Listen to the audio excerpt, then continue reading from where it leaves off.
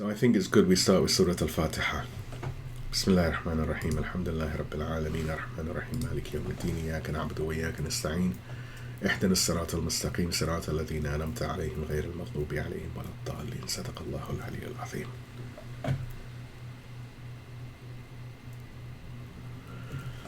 أعوذ بالله السميع العليم من الشيطان اللعين الرجيم. بسم الله الرحمن الرحيم.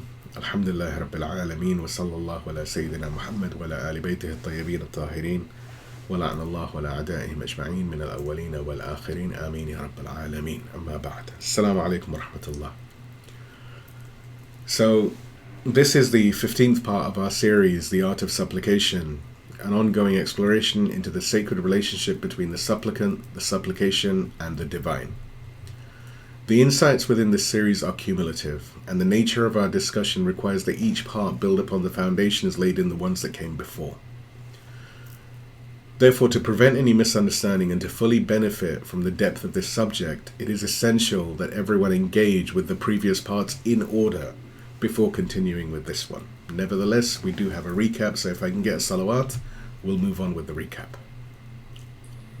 Allahumma salli ala Muhammad wa ali Muhammad wa al-Fitr. So, in our last session, we explored the luminous covenant of Wilayah, established through the stations of proclamation and joy. Now we have journeyed into the proving ground of that allegiance, tracing the great arc of loyalty, a path forged not in celebration but in trial, sacrifice, and endurance. We examined how a pledge made in the heart is ultimately tested by fire and renewed by footsteps. Our journey charted these three key stations. Number 1, Arafah, the Day of Covenant. We began on the plain of Arafah, understanding it as a day of profound recognition, or ma'rifah. Here, the supplicant confronts their own essential poverty before God's absolute wealth. This recognition unleashes a torrent of divine mercy so vast that it humiliates despair itself. We learnt from the supplication of Imam Husayn that true divine knowledge, or gnosis, transforms into trembling gratitude. And this spiritual reorientation is the essential foundation for confronting the injustices of our time. Number 2, Ashura, the Day of Sacrifice. We then witness the ultimate test of this covenant on the sands of Karbala. Ashura is the day when loyalty is paid not in words, but in blood. Imam Husayn's stance was a theological declaration of Hayhat min nadhilla, far from us is humiliation. A declaration that refused to compromise truth for survival. Through his sacrifice and the clarity of Said Zainab, we saw that devotion finds its highest expression in giving everything, transforming a worldly tragedy into an act of supreme beauty. And number 3, Arba'in, the Day of Return. Finally, we followed the path of the survivors and lovers to Arba'in, the station where mourning matures into a mission. We understood that this day transforms static grief into a dynamic movement. The annual walk is not just a commemoration, but a mass renewal of the pledge made on Ashura, a training ground for the awaiters of the Imam, may our souls be his ransom, and a living declaration that the message of Karbala walks on in the hearts and feet of millions. Our central takeaway was that these three stations form a complete cycle that defines true loyalty. The covenant is made through recognition on Arafah. The sacrifice is offered to prove it on Ashura. And the return on Arba'in ensures the covenant lives on as a global movement. The true spirit of this arc calls us to embody the recognition of Arafah, the steadfastness of Ashura, and the active, enduring loyalty of Arba'in. Tonight, having journeyed through the great arc of loyalty, a path forged in sacrifice and renewed by endurance, we turn from the station of trial to the seasons of divine light and celebration. We will explore how the believer's year is punctuated by moments of joy, gratitude, and remembrance. Our path will take us through the two great Eids of community and sacrifice, Eid al-Fitr and Eid al-Adha, into the special mercy of the luminous white days, or Ayyam Allah, and finally into the profound concept of God's decisive interventions in history, the days of God, Ayyam Allah. These stations of divine favor complete the spiritual cycle, bringing us full circle to the gates of Muharram, where the rhythm begins anew.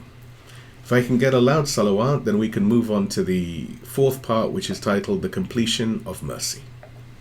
اللهم صل على محمد وآل محمد وعجل فرجهم. So in the sacred rhythm of the Islamic year, the great Eids do not stand merely as festivals of communal relief or cultural pride. They are, in truth, divine verdicts, spiritual declarations issued at the end of profound periods of striving. Eid al-Fitr follows the descent of mercy in the month of Ramadan, while Eid al-Adha crowns the ascent of sacrifice in Dhul Hijjah. These are not escapes from our spiritual duties, but rather they're divine moments of recognition, ratification, and realignment with the will of God. So firstly, let's take a look at Eid al-Fitr, the verdict of gratitude. The culmination of the month of Ramadan is the return of the soul to its primordial purity or fitrah. Eid al-Fitr is the divine response to this striving, a verdict that our servitude was seen and accepted. The Quran frames this occasion not with festivity, but with a singular, radiant purpose. In Quran, Surah al-Baqarah, the chapter of the cow, second chapter of the Quran, verse 185, Allah subhanahu wa ta'ala, He says, "So that you may complete the prescribed period, glorify God for having guided you and express your gratitude."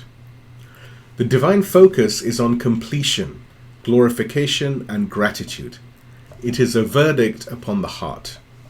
As Imam Ali, peace and blessings be upon him, taught us, true Eid is a state of being. He said, any day in which God is not disobeyed is a day of Eid. And this is from Nahj al-Balagha, but as always, all of the references and citations are in the write-up. I encourage everyone to review that. This spirit espoused by Imam Ali is also echoed by our scholars. Imam Khamenei, for example, described it as a return to our true selves. He says, Eid al-Fitr is a return to the self, a day of reaching the human fitrah, a nature that God Almighty created upon monotheism, justice, and purity. The joy of Eid is therefore a reflection of the ultimate joy promised by the Prophet, peace and blessings be upon him and his family. And this is a well-known hadith accepted by both Sunnah and Shia. And he says, Rasulullah, Prophet Muhammad, he says, the one who fasts has two joys, a joy upon breaking the fast and a joy upon meeting their Lord. Therefore, Eid al-Fitr is a taste of that final meeting, a preview of that true Eid, the day our awaited Imam returns. Let's now look at Eid al-Adha, the altar of submission. So if Eid al-Fitr celebrates obedience fulfilled, Eid al-Adha is the summit of obedience demanded. It is about taslim, or surrender so profound it shatters the idols of fear, ego, and worldly attachment. The Quran immortalizes the absolute submission of two hearts with breathtaking gravity. In Quran, in Surah Safat, the chapter of those ranged in ranks, number 37, verse 103, Allah subhanahu wa ta'ala, He says, when talking about this, then when they both submitted themselves to God's will, and He laid him down on his forehead. This sacrifice, or qurban, is not about the offering itself, but the state of the heart that offers it. As God clarifies, this is from Surah al-Hajj, the chapter of the pilgrimage, 22nd verse of, chapter of the Quran, verse 37. Allah subhanahu wa ta'ala says, neither their meat nor their blood reaches God. It is your taqwa, your piety, that reaches Him. The Quran in Surah Safat recounts the trial of Prophet Ibrahim, his vision to sacrifice his son, their joint submission, and God's intervention. The verse that we started earlier from Surah Safat concludes, and we ransomed him with a great sacrifice. This is again Surah Safat from Quran, chapter of those ranged in ranks, 37th chapter of the Quran, verse number 107. Now, on the surface, the commentators agree that this sacrifice was the ram sent to replace the sun. But our tradition teaches a deeper esoteric truth, that this verse foreshadows a future offering of far greater in scope, and that is the martyrdom of Imam Husayn at Karbala. This interpretation is confirmed by the Ahlulbayt themselves. In the profound lamentation of Zirdahi al-Muqaddasa, the Imam of our time, Imam Mahdi, may our souls be his ransom and may God hasten his return, directly addresses his grandfather with this very title, saying, "Peace be upon the blood-stained beard, peace be upon the plundered body, peace be upon the Dhabhin Azim, the great sacrifice." And the references for this, of course, are found in the write-up. The ram was a ransom for one life at the time of Prophet Ibrahim. But the martyrdom of Imam Husayn was the true ransom for humanity's awakening. Therefore, the Quranic story of Prophet Ibrahim's willingness to sacrifice becomes a prelude to the ultimate sacrifice in history. Prophet Ibrahim's son was saved by the ransom, but the ransom itself, the great sacrifice, was destined for the plains of Karbala. This is why the verse speaks of it as an eternal and great sign, fulfilled in the Master of the Martyrs. And the scholars affirm this deep meaning. Imam Khamenei taught us, any day in which an act is done for God is an Eid, and the greatest Eid is when a person sacrifices himself in the path of truth. This Eid is our annual renewal of that covenant, not just to give an animal, but our certainties, our comforts, and our unquestioning loyalty to God. Let's now look at from ritual to responsibility, the Eid of the Awaiter. The great Eids are not decorative pauses. They are decisive markers of our identity. To prevent them from being depoliticized into hollow rituals of consumerism, we must reclaim their meaning as stations of clarity or tabyin, social responsibility and unwavering allegiance. Especially as servants of Imam al-Hujjah, may our souls be his ransom and may God hasten his return. So what is the lesson in this for our time? The Eid of the Awaiter must be political, not passive. The Eid sermon is a strategic pulpit for divine guidance. Its neglect is a spiritual and ideological loss. This is the role of the Wali al-Faqih in the era of occultation, to provide clarity and direction to the Ummah. As Imam Khamenei himself explains, and again, the citations are all in the write-up, Imam Khamenei says, the Eid prayer is an arena for displaying unity, spirituality, politics, and insight. The Friday prayer leader, through his words, must keep the people firm on the path of revolution.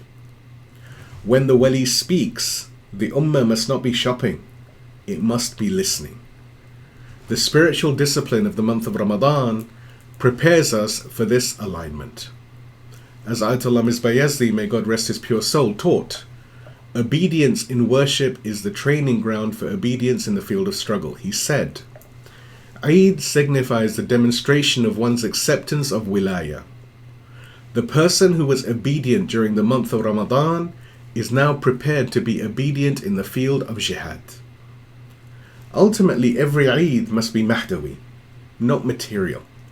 Our joy must be communal, not individual, rooted in gratitude and oriented towards the true Eid, the day when the Imam returns.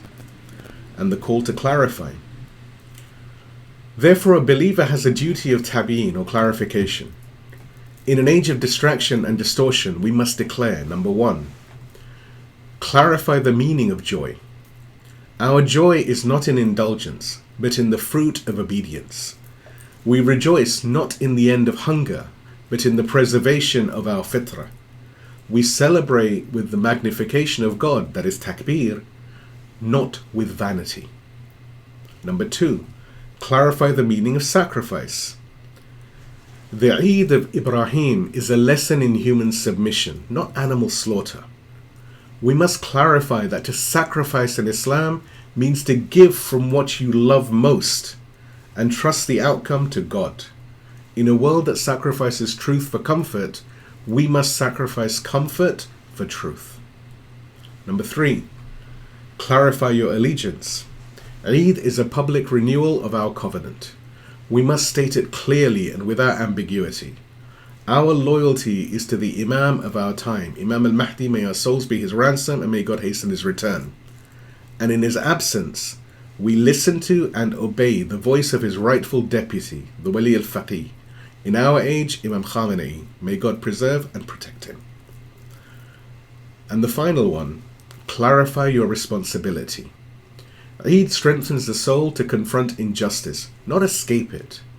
We must use this day to stand with the oppressed, fund the resistance, not necessarily financially, even with dua, any way of funding, and reforge the bonds of the ummah, preparing ourselves and the world for the government of justice. Now, if I can get a loud salawat, we can move on to the white days or Ayyam Baydh, reflecting the light of heaven.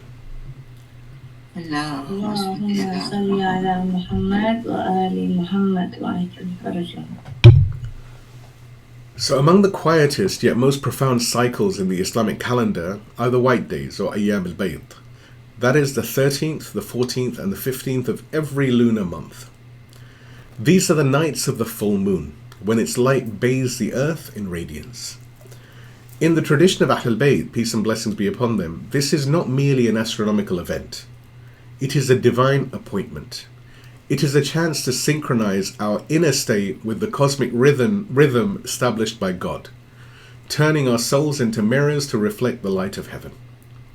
The Quran itself draws our attention to this sacred timing as a sign for those who reflect. Let us now look at the Quranic architecture of light.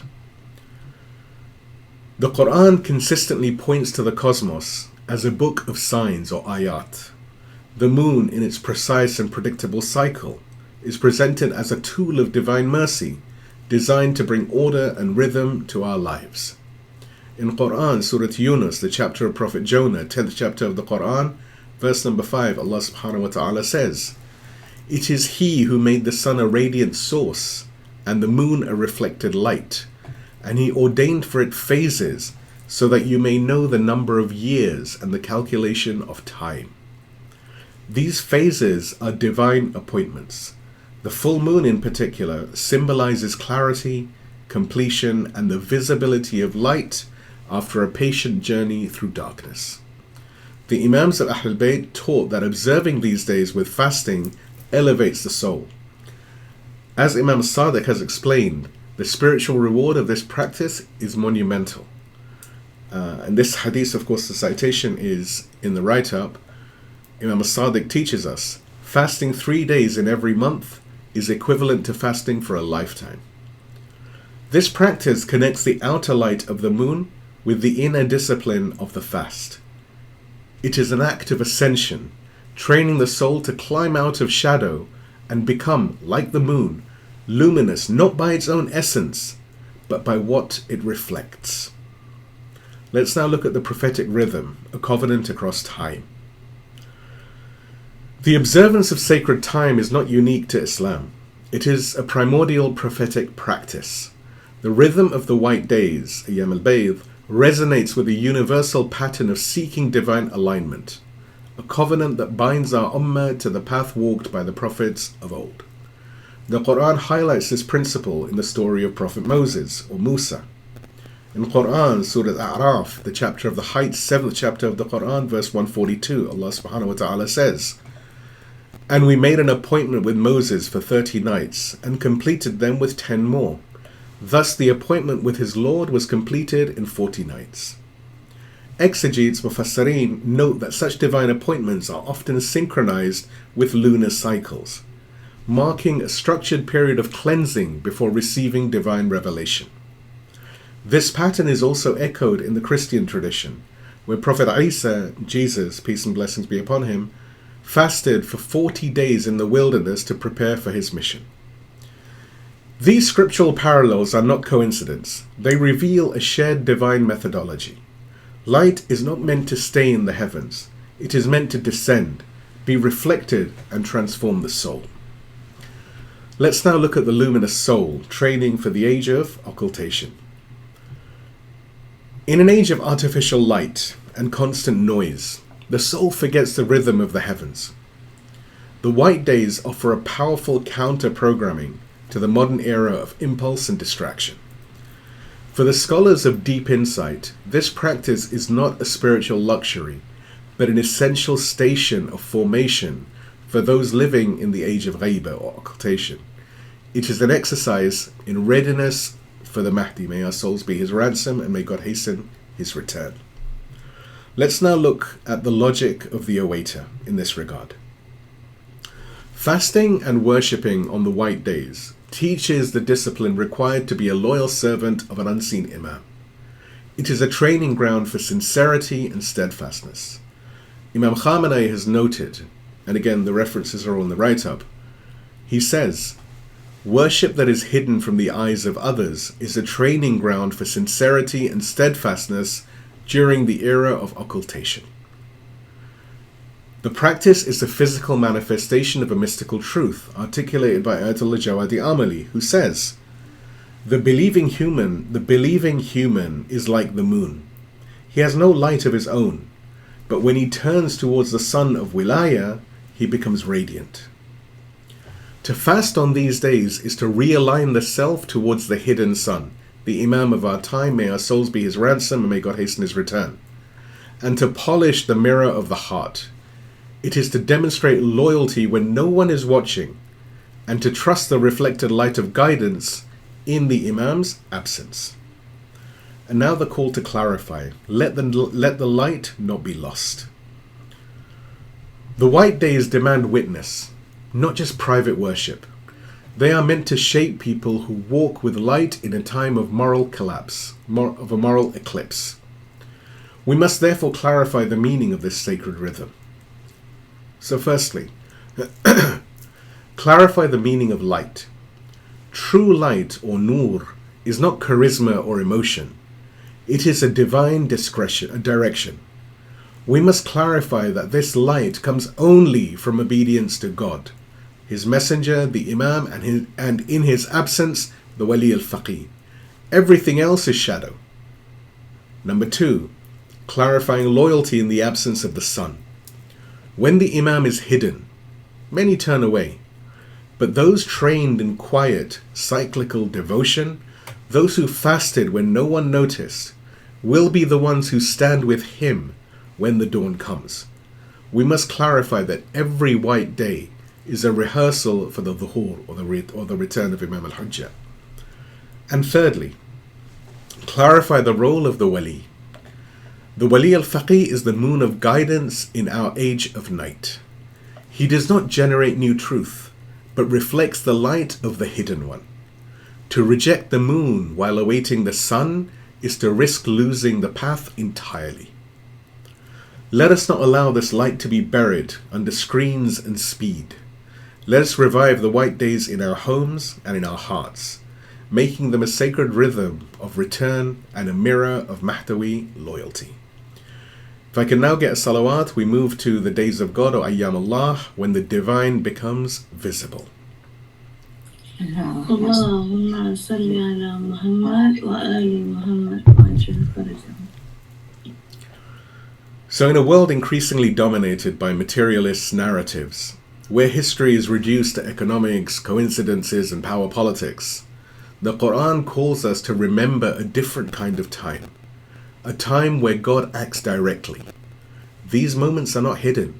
They are loud, decisive, and undeniable. The Quran names them with a divine title, Ayyam Allah, the days of God. Let's look at the command to remind. In Quran, Surah Ibrahim, the chapter of Prophet Abraham, 14th chapter of the Quran, verse number 5, Allah subhanahu wa ta'ala teaches us, and remind them of the days of God. Indeed, in that are signs for every patient and graceful one. This command was given to Prophet Moses, Musa, peace and blessings be upon him, but it echoes through every age. The days of God are those points in history when divine intervention becomes unmistakable, when truth is clarified, when power is overturned, when the oppressed are vindicated, when the veil is torn and God's will breaks through the fog of politics, armies, and lies. The verse also tells us to remind, not just remember. These days are not private memories, they are public clarifications. Let's now look at the days of God. We need to understand they are not just in the distant past. Many Muslims assume that Ayyam Allah refers only to ancient miracles, the flood of Prophet Noah, the fire of Ibrahim, the parting of the sea for Prophet Moses. But the Quran presents them as recurring signs, and the scholars of Wilayah have made clear they still unfold in our time. In a speech given following the attack on Ain al-Asad on the 8th of January 2020, Imam Khamenei said, "The day the American base was struck by Iranian missiles, that was one of the days of God." This was not mere symbolism or rhetoric. For Imam Khamenei, such days break illusions, they unmask false idols, and shift the consciousness of entire peoples. That is the core of the days of God, or Ayyam Allah. Now, why must this be clarified? Because if we do not name these days, they will be dismissed as coincidences. They will be co-opted by false narratives. Or worse, they will be forgotten altogether. Naming them is not pride. Rather, it is obedience to the divine command, where Allah subhanahu wa ta'ala says in the verse we quoted earlier from Surah of Ibrahim, the chapter of Prophet Ibrahim, 14th chapter of the Quran, verse number 5, where Allah says, "And remind them of the days of God." So the days of God, when heaven intervenes in history. The Quran is a book of divine disclosure, reminding us that history's unfolding is not random. God acts, and He acts decisively. These moments of divine intervention are the Ayyam Allah, the days of God. They are the days when prophets were vindicated, when tyrants were broken, and the will of God ruptured the fabric of human history. The Quran commands us not only to remember these days, but to actively remind others of them, making this a core mission for every believer. The verse in Quran in Surah Ibrahim, 14th chapter of the Quran, the chapter of Prophet Abraham, verse number 5, Allah subhanahu wa ta'ala, He says specifically, "And remind them of the days of God," not just remember the days of God. Let's now look at the Quranic precedent, divine ruptures in prophetic history. The Ayyam Allah are scattered throughout the Quranic narrative, establishing a divine pattern. They are moments when material calculations pointed to certain doom, only for divine will to overturn all expectations. Let's look at three of them. Firstly, the day the sky wept for Prophet Noah. The Great Flood was not merely a punishment, but a civilizational reset. It was a day of God when all human systems of power and disbelief failed, and only those who clung to the vessel of divine instruction were saved. Let's look at the second one, the day fire became peace for Prophet Ibrahim. When an entire society weaponized fire against a single monotheist, God intervened, transforming the very laws of nature. This day of God revealed that when the material world is turned against a believer, even physics must submit to the divine command. And the third one, the day the sea parted for Prophet Moses. When trapped between Pharaoh's army and the sea, the companions of Prophet Moses cried out in despair. His response was one of pure faith in a divine intervention that was moments away.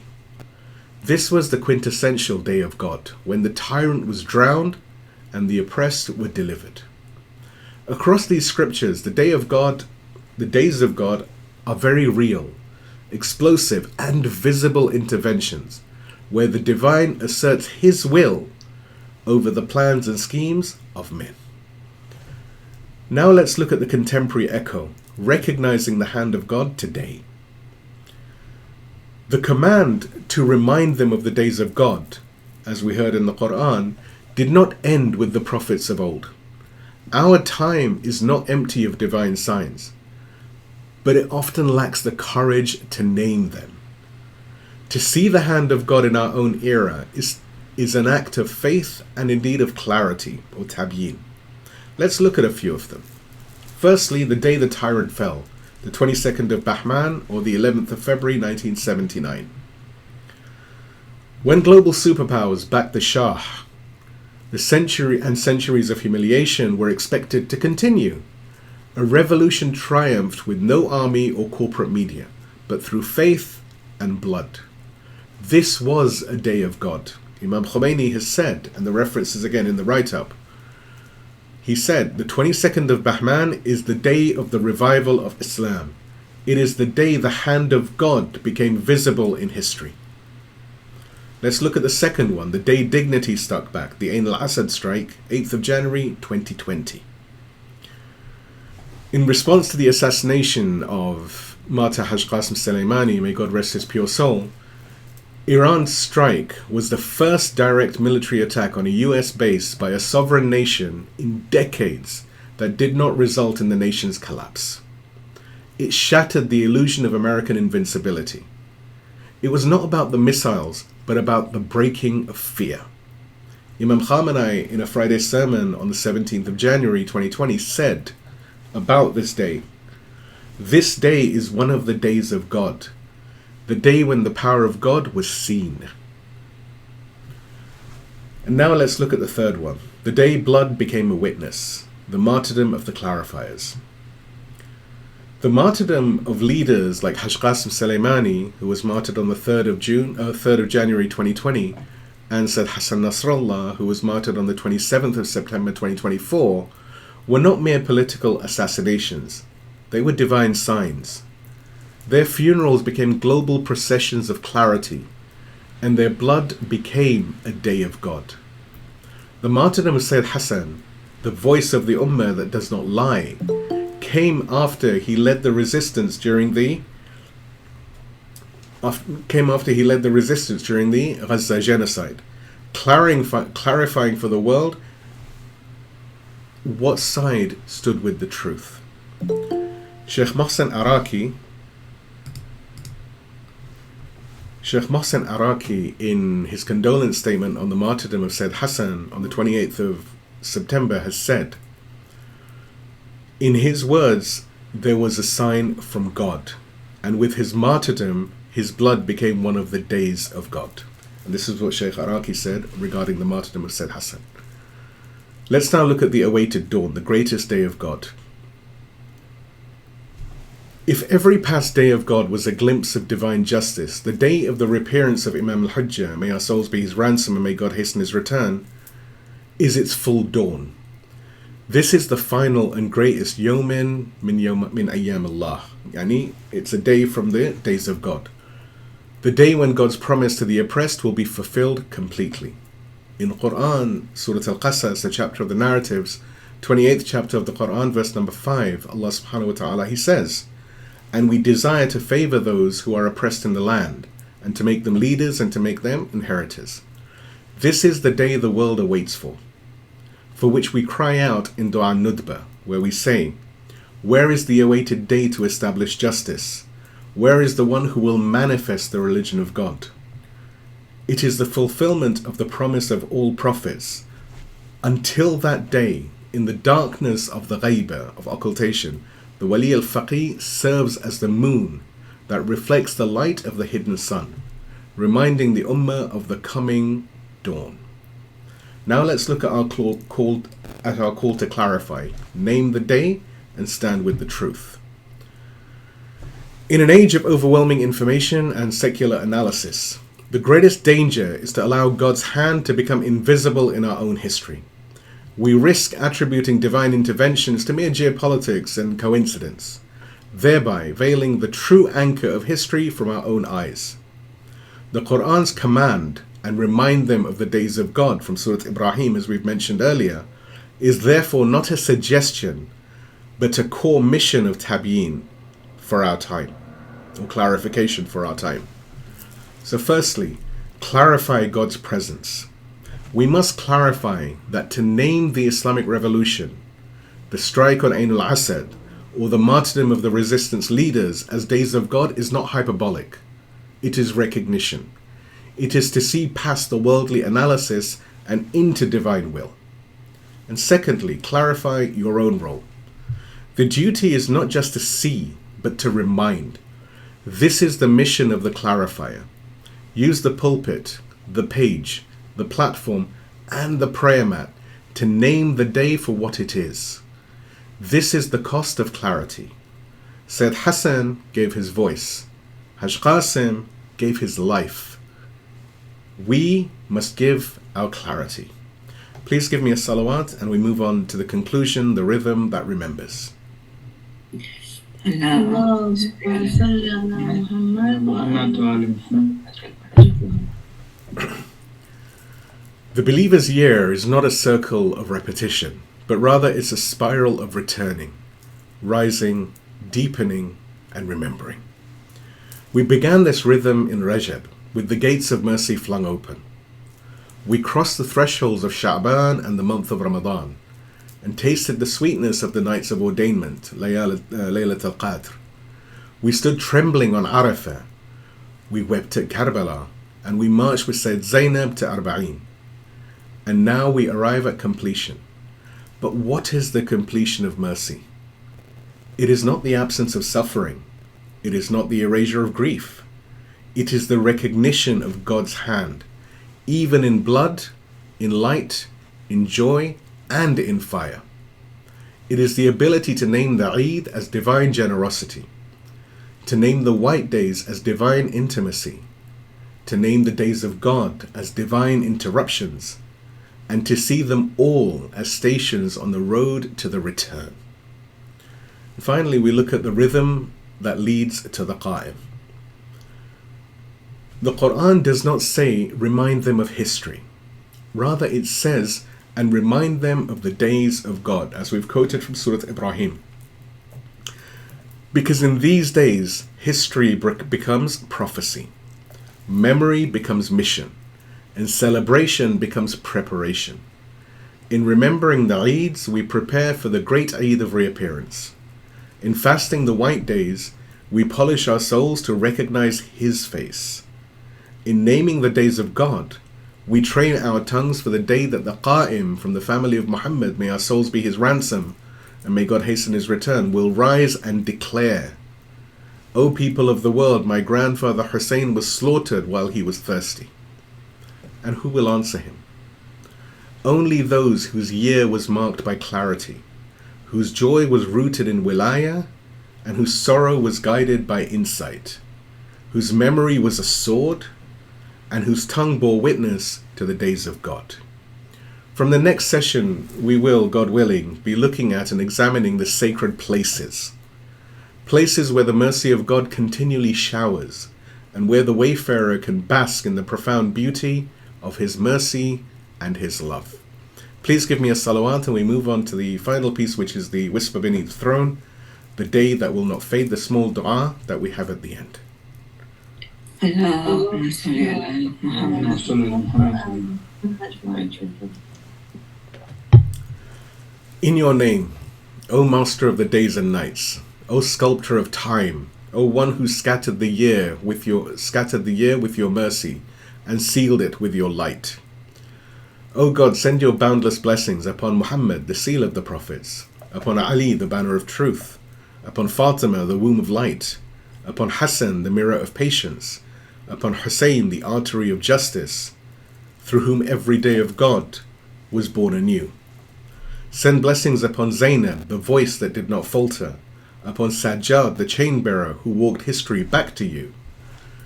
Send blessings upon every Imam who guarded the light, and upon the Qa'im, our waiting son, whose name we whisper in every joy and every grief. O my Master, you crowned the year with mercy, but I was distracted. You laid out the feast of light, but I fed my soul with dust. You called us on the days of God, but my tongue was slow to name you. You drowned falsehood in the flood of Noah. You cooled the fire for your friend Ibrahim.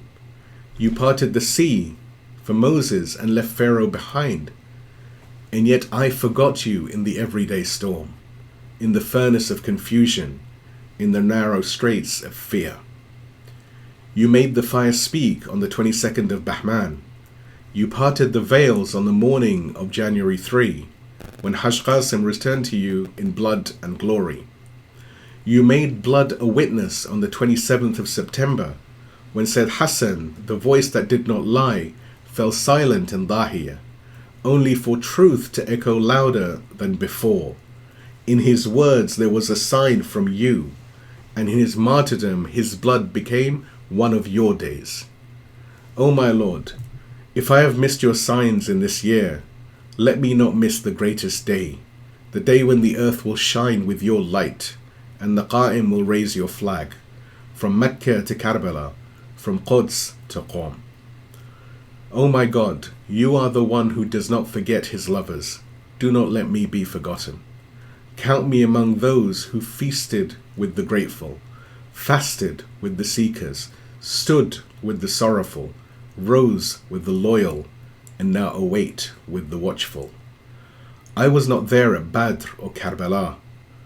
I did not fight at Khaybar, nor did I resist the conspiracy at Saqifa. But let me not be absent from the day of clarification. Let me be one who names the truth, lives the truth, and dies for the truth, with loyalty on the tongue and your wali in the heart. O Lord of the rising and the return, O King of the Eids and the arcs, O Keeper of the final day, let this year not pass as a blur. Let it echo in the register of the heavens. And let the next year begin with your name on our lips, your banner in our hands, and your proof walking amongst us. Amen, O Lord of Zahra. Amen, O Lord of Husayn. Amen, O Lord of Mahdi. Wa akhir da'wani alhamdulillah rabbil alameen. Wassalamu alaikum wa rahmatullahi wa barakatuh. Please give me a salawat and we conclude. اللهم صل على محمد وآل محمد وعجل فرجهم